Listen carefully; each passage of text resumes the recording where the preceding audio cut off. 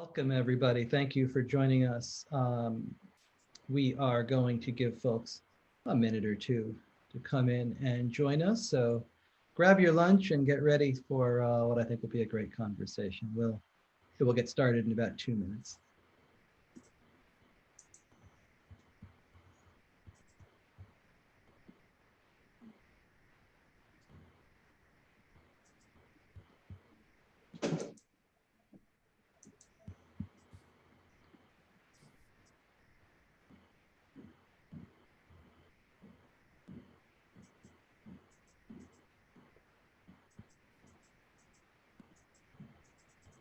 In the meantime, while we wait, it's a good time to send you over to our FairVote Facebook and Twitter feeds, where you can follow all of the latest reform news as Maine prepares to vote with ranked choice voting in the presidential election that will be making history up in Maine. And Maine, of course, also will be using RCV in one of the most watched Senate races in the country. And you've got 2 independent candidates in that race, so it will be especially interesting to watch. And then, of course, there's the ballot initiatives in Massachusetts and also Alaska, as those 2 states look to join Maine in adopting ranked choice voting statewide. And you can follow everything that's going on in the reform world, but also in the middle of those initiative battles and those campaigns over on Facebook and Twitter as we keep you posted. I think we've got a good number of participants in here as we arrive a couple minutes after the hour. So I want to thank you all for joining us. My name is David Daley. I'm a senior fellow at FairVote. I write a lot about electoral reform. This is really an important and exciting moment for structural reform and for ranked choice voting. So I really appreciate your spending this hour here with us. In the weeks leading up to the 2020 presidential election, FairVote has been conducting a series of virtual panels on the future of American elections. I hope you've been able to be with us for some of these. It's as timely a topic as there is in our nation, and we've been talking with some of the most visionary thinkers in the electoral reform space about how we create the kind of democracy that lives up to our highest ideals and helps allow for the kinds of politics and leaderships that we want to have during this especially challenging moment. This is our 5th conversation. You can find the previous 4, which have included former presidential candidate Andrew Yang, former Massachusetts Governor Bill Weld, Harvard professor Danielle Allen, as well as authors Joshua Douglas, Catherine Gill, Daniel Newman, and other very sharp minds over on our YouTube channel. I also hope you might join us here on Tuesday, November 17th, 2 weeks after Election Day, also at noon, for our next webinar called Maine Leads with the First Ranked Choice Voting Presidential General Election. We will be reviewing the historic first use of RCV in a presidential race. FairVote Senior Policy Coordinator Pedro Hernandez will interview Executive Director of the League of Women Voters of Maine, Anna Keller, Kerry Levan, an assistant professor at Colby College, and Utah State Rep Mark Roberts. Please join us. There is an RSVP over on our website. We want all of you out there to be involved here today. I will pose the first couple rounds of questions for our panel, but then we will open it up to everybody. If you have questions you want to ask, you are all Zoom experts by now, I am sure, so go ahead and use the Q&A boxes down on the side. We will be monitoring those fields. Our FairVote team is watching them, and they will send questions on to me. We are really excited today to be speaking with 3 special guests to talk about the conservative argument for ranked choice voting. Ranked choice voting has received support from across the political spectrum during a time when our country is deeply divided, and even conversations about voting and democracy too often have a partisan edge. FairVote, as well as our allies across the country, have been advocating for a reform that can unite us and create a better path towards ensuring voters have more choice and more voice. Today, we are going to hear why they support this reform that's sweeping the country and improving the way we vote. I'm grateful that they are joining us. Walter, Jennifer, and Stan are principled, courageous, and visionary, and their leadership on these issues is so important if we're going to come together around reforms that make representation better for everyone and fix this system during such polarized times. Let me introduce them more formally. Walter Olson is a senior fellow at the Cato Institute and known for his writing on the American legal system. His widely discussed book, The Litigation Explosion, led the Washington Post to dub him the intellectual guru of tort reform. He writes widely on legal topics, including redistricting law, and was named by Maryland Governor Larry Hogan to be co-chair of two commissions recommending gerrymandering reform and fair maps in the state of Maryland, and they issued their recommendations to acclaim from across the state. Perhaps most importantly, Walter also coined the phrase buddymander to describe a bipartisan gerrymander that perpetuates a friendly, non-competitive map that's good for incumbents of both parties. I use that all of the time, and I owe Walter a ton in royalties. Jennifer Nassour, is an attorney and political advisor. She campaigned to represent District 8 on the Boston City Council in 2019, advancing through a preliminary election to the November runoff. Prior to running for public office, Jennifer served as the Chief Executive Officer of Reflect Us, a nonpartisan coalition of the nation's leading women's representation organizations. She is also the founder of the Pocketbook Project, formerly known as Conservative Women for a Better Future, a nonprofit organization dedicated to electing more women in Massachusetts and the Northeast. She has served as an attorney for nearly 2 decades and was elected chairwoman of the Massachusetts Republican Party in 2009 and 2011. And Stan Lockhart of Utah Ranked Choice Voting. Stan is an independent consultant who works with clients to grow their businesses and navigate the complexities of government. He has worked in the technology field for over 30 years in computer security and semiconductor manufacturing, and has been instrumental in bringing thousands of jobs to Utah. Stan is a recipient of the prestigious Ronald Reagan Award for his service in the Republican Party, which he has served in virtually every grassroots position, including as chairman of the Utah Republican Party. He has served for decades on the Utah Republican Party State Central Committee. So welcome, everybody. Thank you. Jennifer, I want to begin with you because you had a terrific op-ed in my hometown newspaper last week, which people can find over on Mass Live, called The Conservative Case for Ranked Choice Voting. And you write that conservatives believe in the power of a competitive free market. There is perhaps nowhere that healthy competition is more sorely lacking than in the voting booth.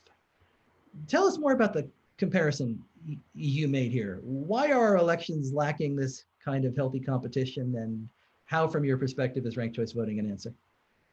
Well, I mean, so, take it especially from where I come from. I live in Massachusetts.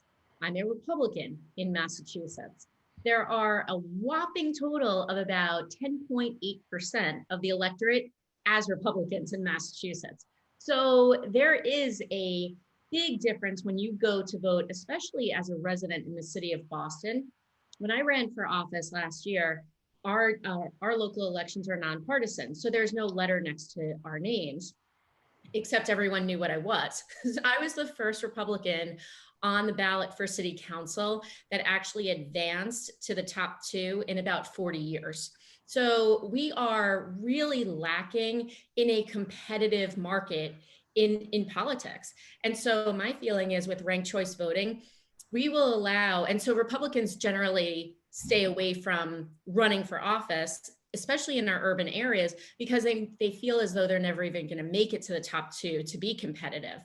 So if we have ranked choice voting, that will encourage more women to come out on the ballot, that will encourage more Republicans to come out, that will encourage more of our unenrolled voters to come out and be on the ballot. And so I think that increases our chances of having good government, because why should one party, no matter which party you are, is bad? You can't have a monopoly of anything. How do you explain this oftentimes to Republicans? Because I mean, in some ways, electoral reform has gotten cast as this liberal thing, right? It's something that the people on the left are often talking about. So when you try to convince Republicans in Massachusetts what's in it for them, how do you do that?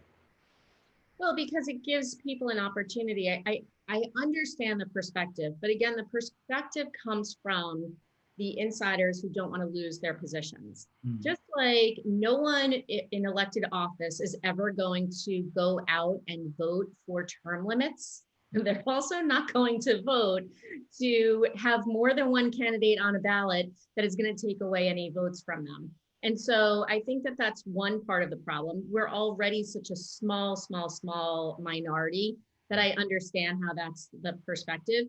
Right now, though, I have a couple of women candidates that are running, and they are challengers. And my feeling is these women are dynamos. We have researchers, scholars. We have a woman who is in the military. I mean, we just have really strong, awesome women out there. And what happens is, especially in our legislature, and especially when it comes to gender, we only have 26% that are women, regardless of party. 10% ends up being Republican women. So the way I explain to people is, if we're looking to make any changes, what we're doing is only dropping our numbers the way we have been so far.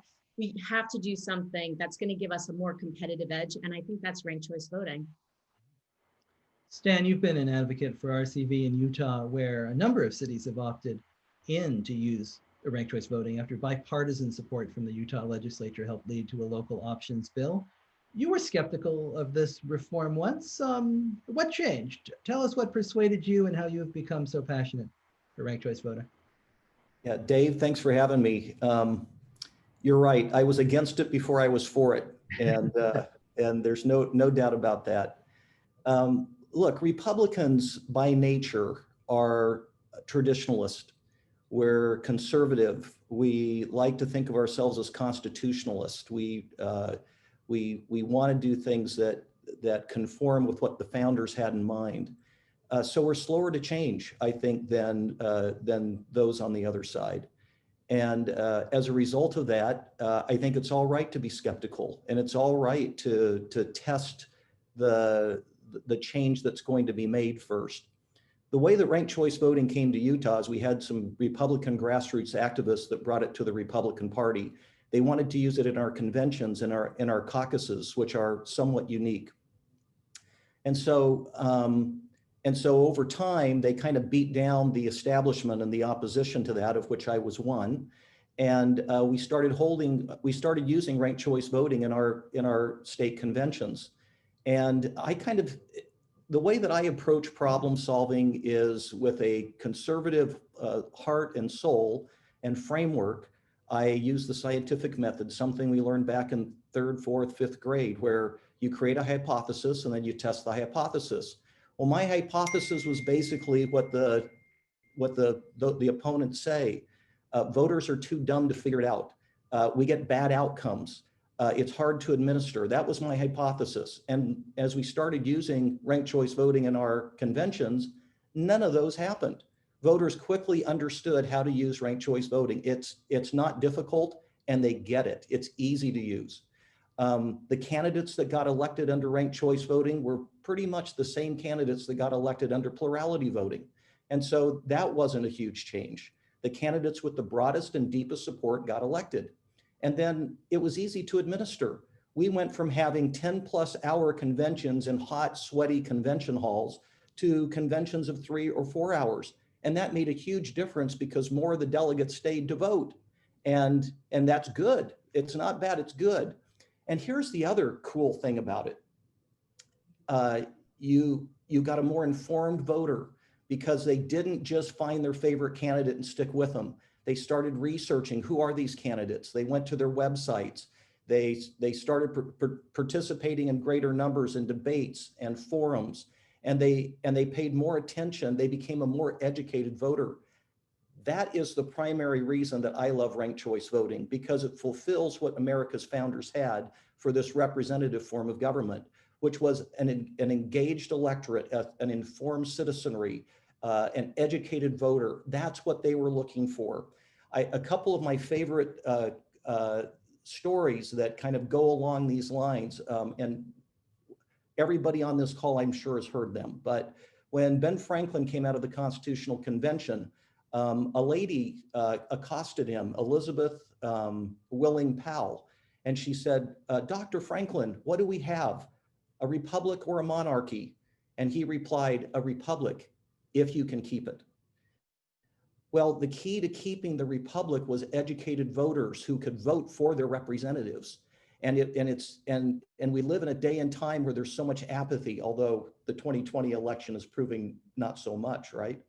But we've got so much apathy in terms of voting in this country, and there's so many people turned off by the games that people play with ranked choice or with plurality voting, that ranked choice voting is literally a breath of fresh air for us.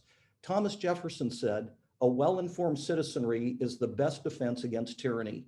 And I would argue that ranked choice voting produces a more informed voter, a better educated voter, and that is exactly what our founders had in mind when they created this country. So that's why I'm in favor of it.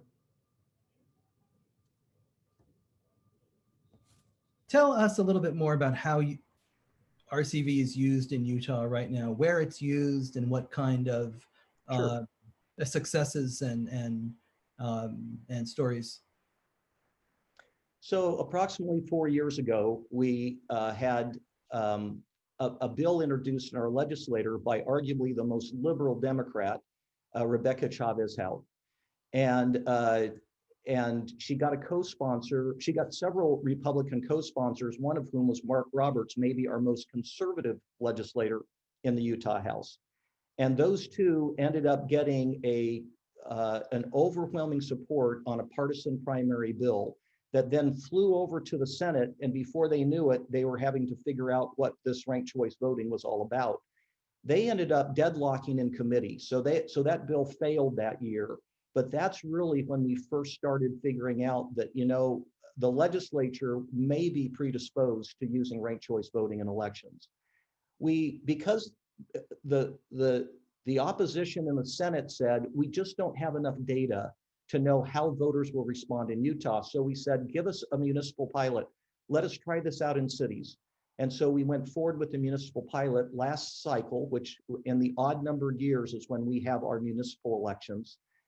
We had 2 cities use it and a county clerk in Utah County who enthusiastically wanted to administer it. They had no problems whatsoever. The voters loved it. In fact, on an exit poll conducted by the county clerk, 84% of voters not only liked it, they want to do it again. And so one of the things we've discovered with ranked choice voting is that until you use it, it's all right to be skeptical. Sometimes you like the devil you know better than the devil you don't. But the other thing that we've discovered is that once you use it, you like it. And those voters said overwhelmingly that they like ranked choice voting. And so we've done that one cycle. We're now into the second cycle where we're signing cities up to use it next year. We're going to have more than 2 cities, but there's been enough interest because of some challenges in our partisan primaries that there's now a bill that will be introduced in the legislature to do ranked choice voting in partisan primaries, just like we tried 4 years ago, but this time with more data and with a real challenge in that we're having plurality winners in our primaries now. We had a congressional district that had a winner with less than 31% of the vote. In our governor's race, the winner had 36.5% of the vote. And those plurality winners that ranked choice voting so artfully solves into producing majority winners is going to be some of the impetus behind what we're doing in the next legislative session. But we're very optimistic, and there is bipartisan support on ranked choice voting. Frankly, there's bipartisan opposition too, but there's bipartisan support because in the end, you just literally have to say, does this work? And if voters like it, if it's easier to use, if it's producing outcomes where the winners have the broadest and deepest support, then what's not to like about ranked choice voting? Thought about Utah a lot in RCV watching that governor's race. Whenever you have a tool that can give people more choice and voice in their ballots, an extra tool to negotiate a crowded field and ensure that you don't have a plurality winner, it just seems like such a magnificent thing to have access to. Walter, you approach this from more of a libertarian lens, but I think you probably see similar merit in sparking competition and a genuine battle of ideas in our politics rather than enforcing some kind of binary red versus blue opposition. What is it about ranked choice voting that appeals or intrigues you? Well, I'm here, of course, just speaking for myself, but I can say that every time I mention ranked choice voting, I get a ton of libertarian interest and support for the idea. This is just natural for libertarians to take an interest in, and there's several reasons why. First, small L libertarians, and let's start by talking about them. First thing they'll tell you, whether you want them to tell you or not, is that the political spectrum is not a binary, one-dimensional spectrum. It is two or three or more. My views and many people's views are not represented perfectly by either side. I support what Republicans have to say on a bunch of issues, what Democrats have to say on a bunch of others. Sometimes it's the green who makes the most sense.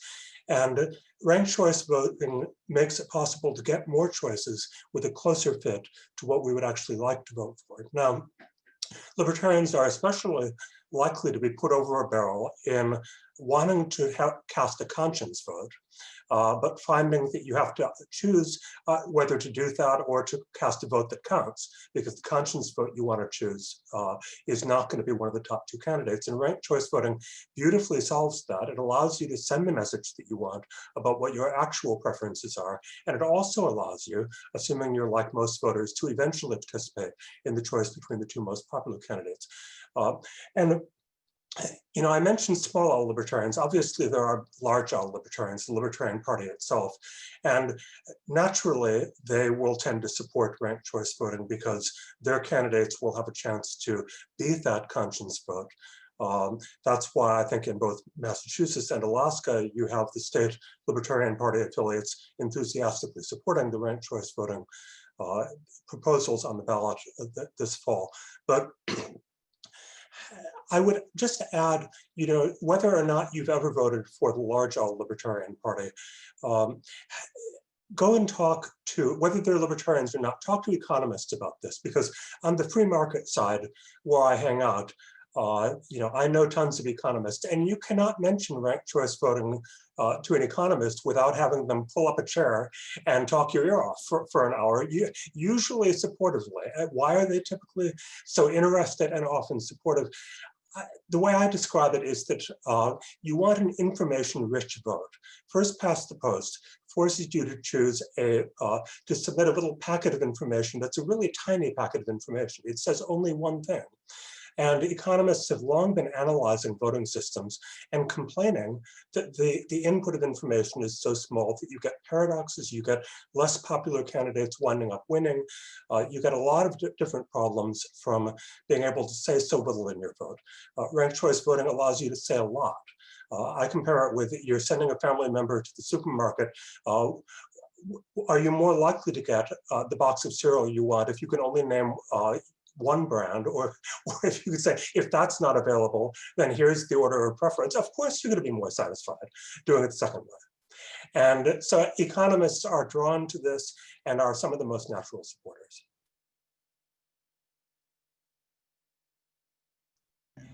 I think that's right. Thank you. I want to remind everybody to leave your questions in the chat for us. There's a handful down there already, but we'll go around the panel another time before we turn to all of those. Jennifer, I want to turn back to your terrific op-ed from last week, because you noted a Libertarian candidate as well. You talked about a congressional race in Massachusetts in which the Libertarian ended up being blamed as the spoiler. We've also had congressional primaries on the Democratic side for the last 2 cycles here, in which the winner has been a plurality winner with about 21% of the vote. And I should add that, you know, most of the candidates in those races were backers of RCV. But that the bottom line of those races is that Massachusetts has been a one-party state in its congressional delegation now for more than 20 years. And when an open seat comes along, the winner is selected by 21% of Democrats in a low turnout primary. I would think that that's a pretty good solution that might appeal to Republicans about RCP as well, because whenever party primaries are involved in a state like Massachusetts, you're often going to have, you know, a more ideological candidate win, electing everybody coming from you know, a small amount of voters. As you look at all of those races, it feels like a screaming bulletin board for the value of ranked choice voting. It absolutely is, and thank you for mentioning that, Dave. So the example that I gave, of course, former Republican Party chair, I'm mostly concerned about my Republicans. Richard Tassay ran for Congress against Congressman John Tierney. Congressman Tierney had a whole litany of issues that were going on with him that were all over the paper. And by all accounts, Tassay should have won that race. That was back in 2012. Great candidate. He was our Senate minority leader. He had run for lieutenant governor back in 2010 with Charlie Baker. He is likable. He has friends on both sides of the aisle. At the end of the day, there was a candidate in there, the spoiler candidate, who got 4%. Tassay got 47 and Tierney got 48. That was devastating. I mean, losing so close in a race where he should have walked away from it. And as a Republican in Massachusetts, you never walk away with anything. You're just happy to win. But getting that close was devastating. So that's the thing I always go back to, is his case. I have another one in Massachusetts where a couple of years ago, a friend of mine and a woman and a great candidate was running, 2 men and her. Well, the 2 men couldn't have been any more different. And then she was kind of in the middle of both. She government experience, small business owner, woman, mom, the whole thing. And everyone loves her. No one had anything bad to say about her. She would have been everyone's number 2. And instead, the uber super conservative won in that primary race and ended up going off to go run against Elizabeth Warren. Again, it's Massachusetts. One of the things that I see that this will stop is where you have fringe candidates winning elections, winning their primaries, and then going on to battle against an incumbent that they can't ever win against. But then going back to the 2 examples that you were just talking about, Dave, there was Lori Trahan, who's a congresswoman now up on our North Shore of Massachusetts. There were about 21 candidates in that race. Maybe it narrowed down to 13 after a while, but it started out with a really gigantic field. At the end of the day, none of the candidates got above 30%. I think she got 21 and the person right next to her got 20 or 19. I mean, so we're now electing people based on 20% of a vote, 30% of a vote. That to me does not make for an elected official who's going to pay attention to all interests and be able to go and represent everyone when they get into office.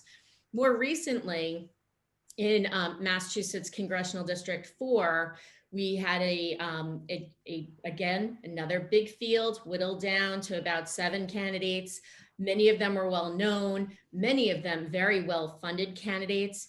And it really came down to the top 2. And the person who had the most backing, knew the most people, was really exciting to a lot of people, including myself, was a woman, and she barely lost that race. And so I think that all of those cases make a great argument for ranked choice voting, because we need to take the money out of it, because the people that she was running against, 4 of them were incredibly well-funded candidates, had their own personal money as well. And if we start just having elections based on who can buy an election, that is never going to produce anyone qualified and competent to be representing us, whether it's DC or in our state legislatures.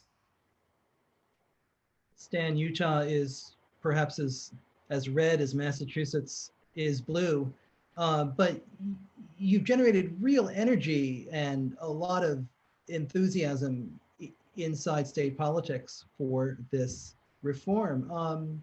how do we bring more Republicans along? How do we demonstrate that ranked choice voting at its core makes elections better for all candidates, regardless of the letter that they've got after their name?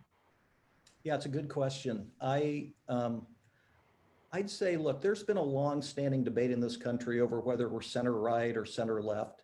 But if you're in a place that is center right, Republicans win under ranked choice voting. If you're in a place that's center left, many times Democrats win under ranked choice voting. I call it apolitical. I don't think it's nonpartisan. I just think it's not about the politics of it. It's a process that we use.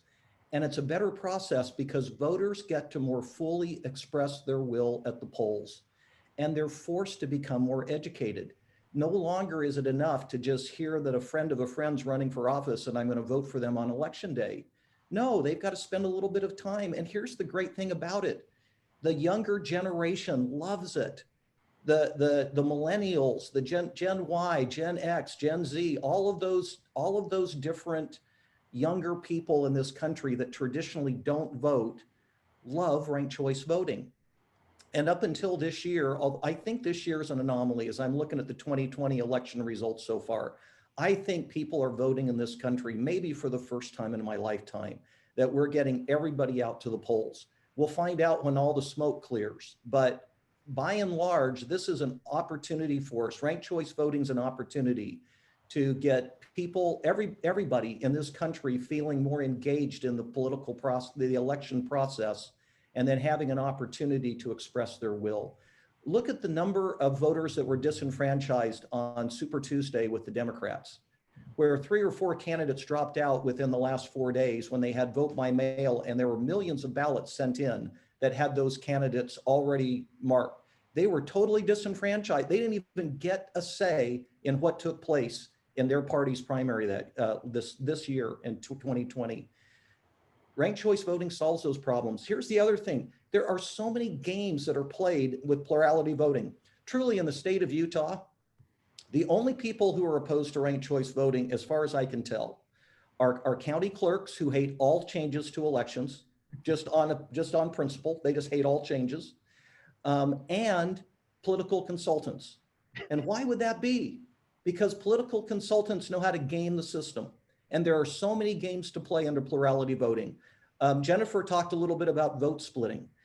She talked a little bit about the spoiler effect. Those are real. I mean, it is true. There are times where candidates will actually find another candidate to run against them so they can siphon votes away from their opponent. There are times where multiple candidates run who share the same value set, and the vast majority of voters support one of those 2, 3, 4 candidates, and a one issue candidate will slip in because they split the votes under our existing system. In a multi-winner race, there is a statistical advantage to telling your base of support, only vote for me, because you stand a better statistical chance of getting elected under plurality voting. Those are just games. And really, in Utah 4 years ago, I can't vote for McMillan because a vote for McMillan is a vote for Hillary. Well, how crazy is it that we've got to cast votes for people that we like less because if we don't, somebody else might win?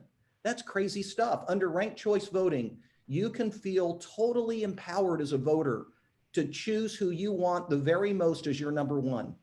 Choose who you want the second most as number 2, and so on. And by doing so, you're going to be in it till the very end in your election.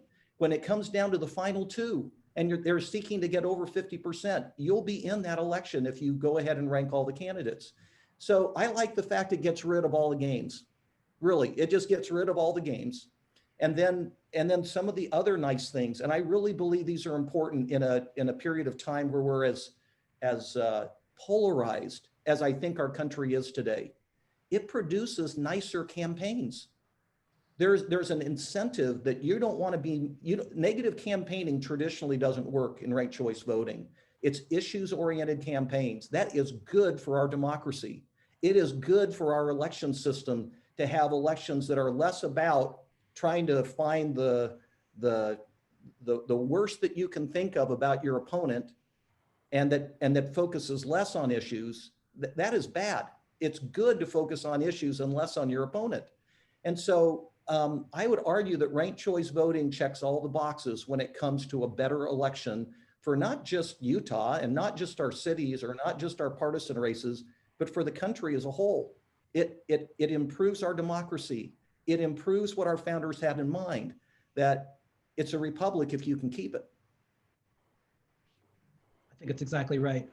And I just want to say, FairVote kept track of all of those wasted votes that were cast over the course of the Democratic primary. It was more than 3 million, more than 3 million votes that were cast this year for the presidential candidates who dropped out of the race before Election Day because of mail votes. And all of that could have been prevented. All of those people could have still protected their voice in an important election if we use RCV. As we expand mail-in voting, I think it's really important that we also think about how we expand RCV.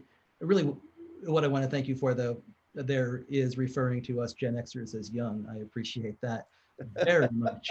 Hey, I'm a boomer. I'm a boomer. I confess, I'm a boomer. Walter, you've been a crucial voice for redistricting reform and against partisan gerrymandering. And you've noted that so many of the solutions for gerrymandering, such as independent commissions, bump up against the reality of single member winner take all. I wonder how you think ranked choice voting might be part of a solution to the scourge of partisan gerrymandering.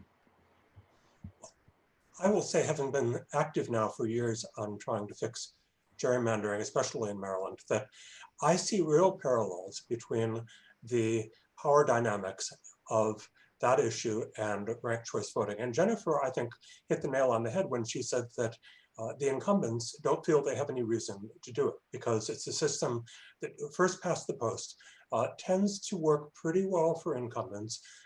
They are almost always going to be in the top two, and it allows them often to divide and conquer. If they are unpopular, but from a couple of different directions, then they can wind up dispatching one of the opponents and then having to face the other and winning. Now, the secret to gerrymandering is that whatever else it is pro-incumbent. Sometimes it's pro-Democrat, sometimes it's pro-Republican, but it's always pro-incumbent. And it's one of the reasons it's hard to fix that way, is that those who have are not interested in giving up their power. And Stan touched on one of the other parallels I see, which is the games that are encouraged. Gerrymandering has a million little tricks.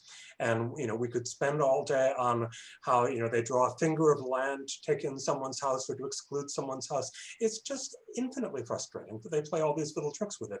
And we've also just heard from Stan about some of the tricks that are played with first past the post, which is they will recruit a fringe candidate who might not have had any interest in running just in order to weaken the candidate that they are most like. Who could want an incentive like that to be part of the system? And I'll mention another one that I thought of, which is the fights over whether someone qualifies for the ballot. Currently, you have these efforts often to knock off the ballot the minor party candidate that is most like you, because they're competing with your voters. So the Republicans go after the Libertarians, the Democrats go after the Greens. It's expensive. Whoever has the most expensive lawyers often wins, and there is bad feeling. Again, you flip the incentives with ranked choice voting because you don't necessarily have to keep them off the ballot. You'll get their second choices. And why offend them? Why start a fight with the people who are closest to your own views anyway? So get rid of the gamesmanship. This is an important parallel between the two. And finally, I'd like to go on to, you mentioned, Dave, the term buddy-mandering. And one of the chief themes as I've written about redistricting reform and gerrymandering is that I found that it isn't just the partisan beating up of one party beating the other. It's very crucial in the ways in which parties control their own members, in which they suppress dissident factions, in which they keep mavericks and dissidents in line within their party. They will threaten to assign a terrible district. And this has happened in Maryland and many other states. The majority will get rid of a dissident within its own ranks by assigning a terrible district or by just drawing all the districts so that whatever the insurgent faction is, it doesn't have a majority in enough districts to win primaries. So You see that, and yet you see again the parallel with first past the post, where every eventually successful movement will tend to start as a dissident movement within one of the parties. Is it easy to form those movements? Well, ranked choice voting does make it easier to form an insurgent movement within one of the parties. You can start getting 20%, next round you get 40%, and then you win. And with first past the post, whatever is the dominant faction has that argument, you're spoilers, don't donate to them, they're a spoiler. I don't want to see you out there door knocking for them because they're a spoiler. Again, it's an artificial disincentive to the healthy process of starting up new insurgent movements that will improve both the parties. I want to head into some questions in the 20 minutes that we have remaining. I see some questions coming in the Q&A field, some questions coming in the chat box. So feel free to keep those coming. I'll get to as many as I can. There's an awful lot of them today, so I'm going to try to group a couple as I can here. Stan, I think a couple of these kind of head in your direction pretty well. One from Sabrina, another from Andrew, talking about how Republicans have tended to criticize ranked choice voting over concerns about process, that there can be more room for error or corruption or fear over the exhausted ballot. Andrew mentions a heritage claim that RCV allows people to game elections by how they rank their choices. I wonder if you've heard those concerns as you talk to fellow Republicans and try to convince them about the merits of RCV, and if so, how you have handled them. Yeah, so I would tell you that in terms of games, whatever games people are imagining under ranked choice voting, I think they're small by comparison to what we have under our current system. So there may be games I'm not aware of. I freely acknowledge it. In fact, the way that you win a ranked choice voting election is that you appeal to all voters, even those who you don't think you have a chance with to get their number ones, in the hope that you could get their number 2 or number 3 vote. So it's a very different type of campaigning. There's no question about that. And under first past the post or plurality election, the way you campaign is you go find your base, and then you stoke your base and you get them excited and you turn out your base. Under ranked choice voting, you literally, it's a completely different operation where you're appealing to everyone. Now, in terms of the tabulation, there has been some challenges in the past on tabulation. So particularly if you're tabulating by hand, I don't deny that ranked choice voting is harder to tabulate than a plurality voting. So, so there is a degree of difficulty, I think, on the tabulation side. But in terms of gaming it, I don't see any the times where you game systems is where you can kind of see the outcome in advance. So we've recently talked about a system in Utah where we do ranked choice voting, but we put weights on votes because maybe a number 1 vote isn't as valuable as a number 10 vote or something.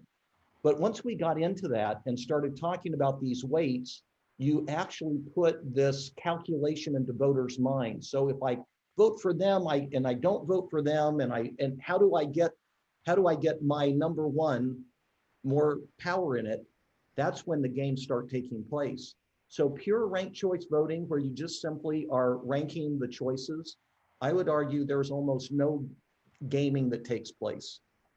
It's only the gaming that you see after, if you can see it after the fact, that you start saying, well, gee, if I had done that, it might have changed something else. But to the voter, it's a very straightforward choice. 1, 2, 3, 4. Who do I prefer the most? Who do I prefer the second most? And so on. It's so simple. That's the beauty of it all, is the simplicity of it.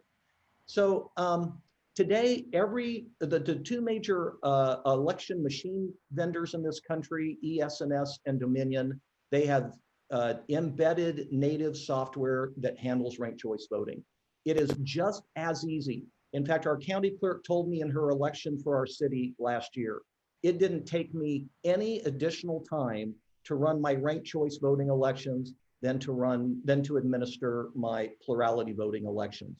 It was just simply changing a little bit on the programming side, which you have to program precinct by precinct anyway, but there's no discernible difference in the use of ranked choice voting and the use of plurality voting when you're using it side by side. So truly, it's so easy. And once people use it, they love it. They absolutely love it. In the Republican Party this year in our convention, they did a poll of 3,700 delegates, little over 3,700, over 1,100 submitted responses. That's a pretty good sample size. 72% wanted to use ranked choice voting in the future in their elections within the party. So there's this huge grassroots support for ranked choice voting. And why? Because there aren't the games, because it's simple to use, because voters get it. It's simple. The candidate with the broadest and deepest support gets elected, and voters are more empowered. They're able to more fully express their will at the polls. Again, that is good for our representative form of government. Jennifer, you are so good at messaging all of this so clearly. And Anna has asked for an elevator speech to explain to newbies how the winner is chosen in ranked choice voting. So I'm going to toss that one over to you. Oh boy, I have to do that on an elevator pitch on the fly here, huh? So I would say it's, going back to what Stan said, it's so easy. One of the things that I have had thrown at me is people are going to be confused. This isn't confusing. You can vote for your number one and just leave it like that. Or you could say, you know what, I feel like we need more Black representation. So I'm voting for this person because I think we need more diversity. We need more women. We need more Democrats. We need more Republicans. We need more Libertarians. Ranked choice voting allows you to vote for the person that you like because you believe in them politically. And it allows you to vote for the person that if you said, I could live with that choice, that is your next choice. It gives you freedom. And I think what all of us want in democracy is freedom of choice, freedom of speech, freedom of liberty. And ranked choice voting allows us to have freedom. That's a little bit longer than the elevator pitch, but you have to give me more than like 2 seconds to come up with it. An elevator up to the top of a good building in Boston, I mean, 8 to 10 taller buildings than we do here on this side of the state. Absolutely. Yeah, I think that's exactly right. And I think what's so important is that if somebody gets 50% of the vote in the first round, they win, just like any other election. And if nobody gets 50% of the vote, then the last place candidate is eliminated and the backup choices come into play. And you keep going until you have a candidate cross that magical 50% threshold. As Stan has said, the candidate with the broadest and widest and deepest support amongst the most people. But I think what it does is it allows people to feel good about their choices. And I don't think that in 2020, I know for me, when I go to vote next week, I don't feel good about what I'm looking at. And when I have friends telling me they're writing me in for, positions that I'm not on the ballot for, that there's a problem. That's where ranked choice voting comes in. I'm going to know where all of those Jennifer for President votes in Boston are coming from when I see them in the paper next week. I think that's a great elevator pitch. And I would just add that the phrase instant runoff, I've sometimes found to be helpful in explaining what's going on because people already kind of know how runoffs work. And if they're involved in local politics, they also know that, the expense of another election and running it all, you don't want to do that if you can avoid it. But how great is it to be able to do it instantly without having to call the poll workers back, without having to put the machines back out? An instant runoff is another way of describing it. That, as I say, that someone in the Q&A was saying that in the private associations that they have been members of, they'd never been presented with a ranked choice voting ballot, but often they will have been presented with the idea of a runoff. That's something we will often learn when voting for class treasurer in high school. Is that there are runoffs. So it's an easy way to understand what ranked choice voting is about in only a slightly more complicated way. And whenever you have a runoff, you always lose turnout. In the middle of a pandemic, you're bringing poll workers and people back out a second time. We're probably going to see this in Georgia in the Senate races there. We could take care of all of this in one swoop if we adopted RCV.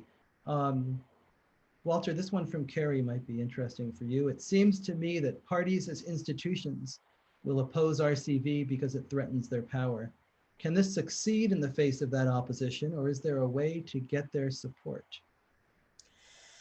Well, it's an interesting question. And if you look around the world at countries that have adopted similar systems, you don't find the parties have disappeared. Sometimes there might be, one of the things the political scientists always tell us is that proportional representation, which is a different idea, it's not the same as this idea, will lead to typically a larger number of parties, none of which may have a majority. But ranked choice voting by itself does not necessarily do that. It changes the behavior of parties, of course, and it requires them to listen in different ways and perhaps to take into account voters they would have written off otherwise. I think that will be good for parties. I'm not necessarily convinced by the European alternatives in which no party represents more than a quarter or a third of the population. You wind up with coalition negotiation issues. But we aren't asking people to go all that way unless you want to have a different debate about that. Ranked choice voting is a nice one-piece reform which improves the operation of the parties we have now.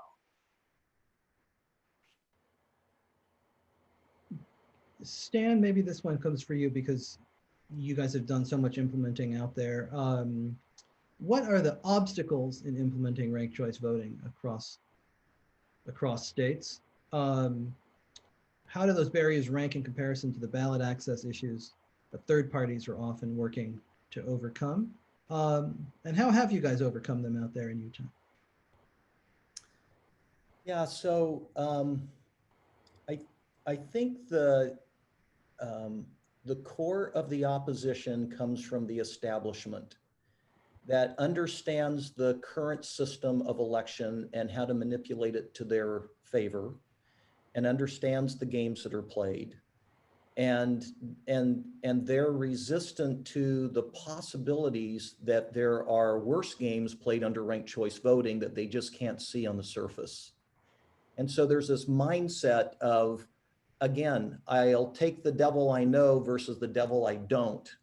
And so that's kind of the way on a superficial level that we get opposition, is just, gee, I've never used this. If it gets the wrong people elected, then it's a failure, and I don't want to take the chance that I'm going to have that. It's only when you dive into it. First of all, there is no perfect system of election. I think it's really important we start from that place. There's nothing that is perfect out there. So it's a relative choice between benefits and weaknesses in each election system. And that might actually help answer the last question that I didn't answer quite as artfully as I may have liked. But you have to look at the corresponding strengths and weaknesses of ranked choice voting versus the strengths and weaknesses in other forms of voting. And that's the way you come up with why ranked choice voting makes so much sense. But we got this opposition from the establishment. Then we have opposition from county clerks who view themselves as the owners of the integrity of the election. And look, in Utah, we use vote by mail. We were an early adopter in this country of vote by mail. But I can tell you county clerks fought it every step of the way until it was implemented. And the other innovations in voting are opposed by county clerks. So it's no surprise that those that administer partisan elections in our state are opposed to it, just like they're opposed in every other state. We're excited that one county clerk took the chance on us, Amelia Powers in Utah County, and she is awesome. And she is more than happy to express her experience and how easy it is to administer. And so literally all they have to do is make a slight pivot, start doing it. They're going to like it just as voters like it when they start using it. County clerks start liking it after they start using it. And it really does, I mean, really, it fulfills the promises that we claim. It really does make for more civil elections. It really does make it more issues oriented. It really does provide a fuller expression on the part of the voter. It does all the things that we promise it'll do. And so when you start seeing that in action, that's how you start persuading people. It literally is. We have an app out there, I think FairVote has it, it's called Rank It.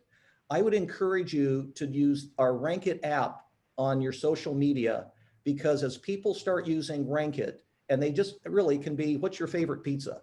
It can be, if you're an elected official, what's your favorite park? What amenities would you like in our new park? It can be stuff like that. But as you start having people rank their choices, very quickly they figure it out and they're like, oh, this is so easy. Of course we like it. Of course it's better, because it is. We've got a couple minutes left, and I see a timely question from Bart that says, we must repeal and replace the Electoral College with ranked choice voting. I'm not going to go around and ask you all about that exactly, but I certainly do think that RCV could play an important role in presidential elections, either in party primaries, which we have seen the last two go-rounds, really large crowded fields, 23, 24 candidates on the Democratic side, 17 on the Republican side in 2016, oftentimes plurality nominees advancing, or all of the votes lost to candidates who jumped out in on the eve of Super Tuesday, all the way through the games and chicanery we've seen with third-party ballot access being manipulated. I wonder if any of you have thoughts on how RCV might make our presidential elections better. Maybe each of you take 1 minute, and if you want to jump in on the Electoral College and RCV, feel free. But if you've got another point anywhere you would like, how about if we start with Walter? Well, RCV has the advantage that I described it as a one-bite reform, and you can introduce it to improve the operation of things that are around for better or worse. Really getting rid of the Electoral College would require a constitutional amendment, and you're not going to get enough small states. In the meantime, you can make the operation of the Electoral College system better by introducing RCV state by state where you can. And that's important. Maybe it's not just libertarians who do this, but when I look at the polls at 538 or at Real Clear Politics, I'm always looking to see whether the libertarian is the spoiler. And if I lived in that state, would I be having a crisis of conscience at that point? You solve that problem for so many people, and you ensure that in those close states, you are better mirroring what the voters of that state really think about the election. So to do it for that reason. We can debate the Electoral College some other time. Jennifer, thoughts on how RCV might be used to improve presidential politics? Yeah, and I mean, Stan has a similar experience to me as a former party chair. And what is that it's hard to tell candidates to move out of the way, to clear the way, and to make room for who you think can actually win. And so back in 2016, as I'm watching a lot of the candidates that I wanted to have the presidential nominee go away, and Massachusetts is part of Super Tuesday. And then, by the time it gets to Super Tuesday, some of the candidates are already off the ballot. It's not even a choice anymore. And you get down and down and down.